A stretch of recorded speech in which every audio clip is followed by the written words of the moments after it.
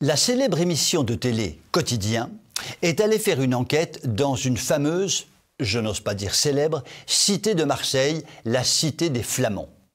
Je ne sais pas s'il s'agit de flamants roses, mais la vie n'y est pas très rose manifestement.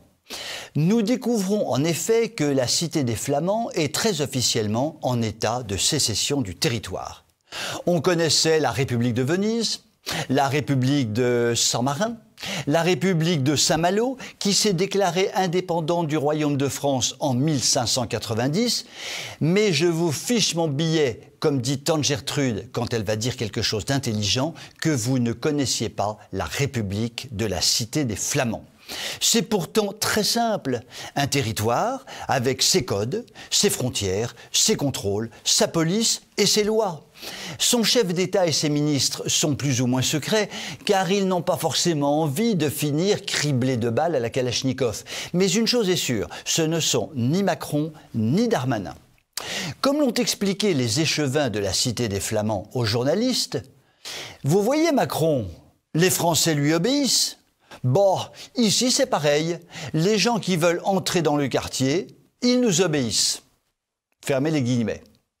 Ces racailles échevines qui règnent sur la Cité des Flamands contrôlent tout.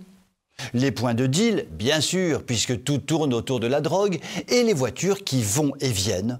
Il est tout de même hallucinatoire de constater qu'ils peuvent ainsi, en toute quiétude, expliquer à la télé aux heures de grande écoute qu'ils font la loi chez eux et se fichent du tiers comme du quart des lois de la République. Le fait d'aller et venir, de se garer, de descendre de sa voiture, de sortir ses courses dont les produits peuvent ressembler étrangement à de la farine blanche. On fait ce qu'on veut en bas de chez nous, point barre-toi. On a beau le savoir, tout ce que disent les échevins, ça fait tout drôle de l'entendre ainsi en direct. Oui, ça nous fait tout drôle, à nous, mais aussi à Gérald Moussa Darmanin, qui s'est trouvé un peu bête de voir ainsi dévoiler devant tous les Français la faillite de son job comme ministre de l'Intérieur, garant de la sécurité et de l'intégrité du territoire. Manu s'est déplacé à Marseille en grande pompe, protégé par 127 000 CRS et gendarmes, a montré ses gros muscles, a fait de grands discours. Et c'est tout.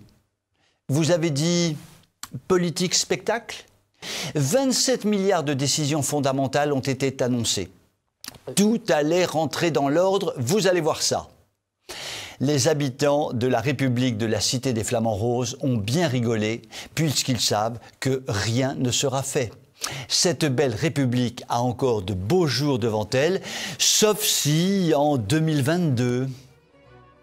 Je vous souhaite une excellente soirée.